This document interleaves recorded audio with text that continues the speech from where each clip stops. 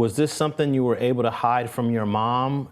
And when did she figure this all out? My mom was very aware that that was part of like living in that neighborhood. There was nowhere else she could move to. We couldn't afford anywhere else in Santa Barbara.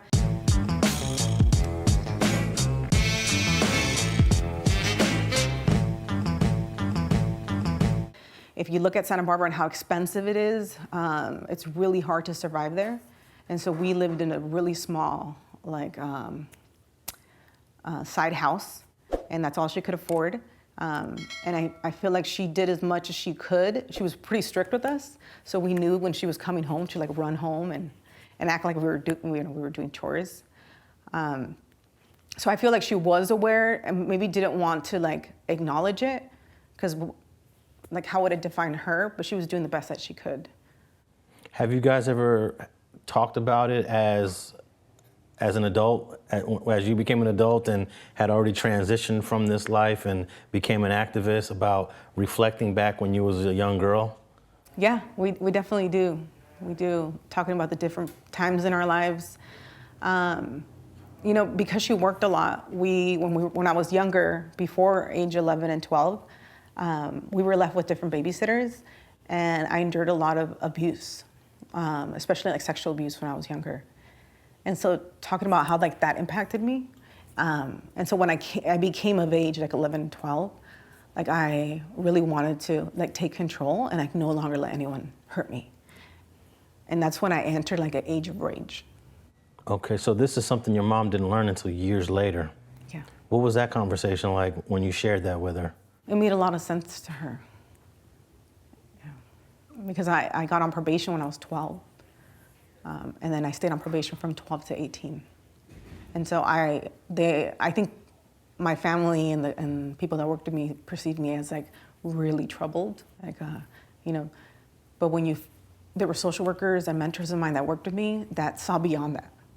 And they were the ones that were working with my mom to get her to recognize that I was going through like a lot of different like traumas, which I never had told any of them like what had happened to me. They just, I think, assumed because they knew me that there was something else going on.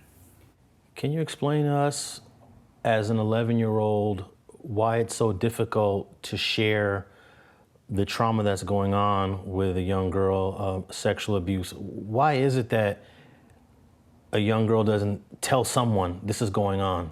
Mm-hmm. I think it's for different reasons. One is because if you don't acknowledge it, then maybe it didn't happen. So there's like this repression that happens within ourselves, like we don't want to admit it. And then two, like how do we tell? Like I didn't really have like access, like who do I tell? How do I tell? As a 11-year-old, like you're trying to make sense of it, and you're just recognizing that what had happened to you like wasn't right. But now, like it was really hard to gain that power to be able to tell. Talk about the juvenile justice system and what impact it had on you as a teenage girl. Well, I think it really reinforced this this belief in myself that I was crazy.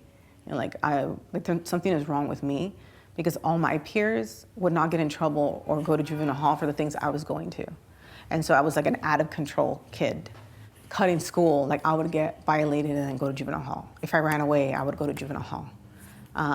If I got like a positive marijuana test, I went to juvenile hall. If I got into a fight with my mom, I went to juvenile hall.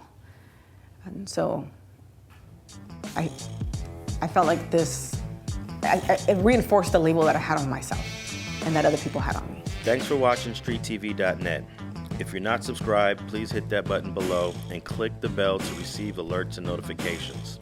Feel free to comment below so you can give us your feedback, and be sure to watch the 2 related episodes to the right. If you want to support this platform or follow us on social media, visit the links in the description.